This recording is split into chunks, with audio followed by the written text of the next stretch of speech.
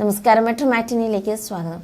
പ്രേക്ഷകരുടെ പിന്തുണ കൊണ്ട് മാത്രം സിനിമയിലേക്ക് വന്നവരാണ് താനും തന്റെ ബാച്ചുമെന്ന് സംഗീത സംവിധായകനും സിനിമാ സംവിധായകനുമായ നാദിർഷ പറഞ്ഞു.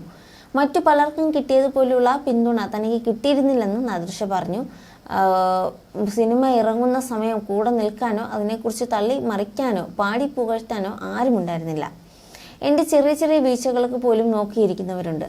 സിനിമയിൽ പരിഗണന ലഭിക്കാത്തവരിൽ ഒരാളാണ് ഞാൻ. വീഡിയോ കാസറ്റുകളുടെയോ ഓഡിയോ കാസറ്റുകളിലൂടെയും മുഖവും ശബ്ദവും തിരിച്ചറിഞ്ഞ് സിനിമയിലെത്തിയവരാണ് അഭിയും, നാദിർഷ, ദിലീപ്, ഷിയാസ്, അതുപോലെ ഹരിശ്രീ അശോകൻ, കലാഭവമണി, സലിംകുമാർ തുടങ്ങിയവർ.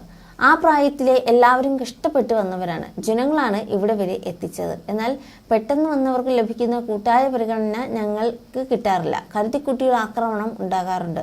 ഞാൻ മനഃപൂർവ്വം ഒന്നും ചെയ്തിട്ടില്ല. എന്തെങ്കിലും കാരണം കിട്ടിയാലും മെക്കിട്ട് കയറാവുന്ന കരുതുന്നവരുണ്ട്. വികാരാധീനനായ നാദിർഷ മനസ്സ് തുറന്ന് സംസാരിക്കുകയായിരുന്നു.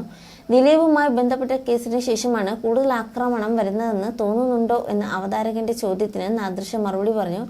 അക്കാര്യത്തെക്കുറിച്ച് സംസാരിച്ചിട്ട് ഒരു കാര്യവുമില്ലെന്നും ഏതൊരു കാര്യത്തിനായാലും ചിലർ പിന്തുണയ്ക്കുകയും സത്യാവസ്ഥ അറിയുന്നവർ തള്ളിക്കളയുകയും ചെയ്യുമെന്നും മറ്റു ചിലർ அதை വിശ്വസിക്കുകയും ചെയ്യുമെന്നും നാദിർഷ പറഞ്ഞു.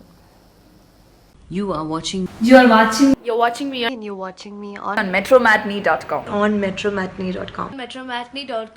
metromatney.com. Subscribe for more videos. Subscribe for more videos. Subscribe here for more videos. Subscribe now. Thank you.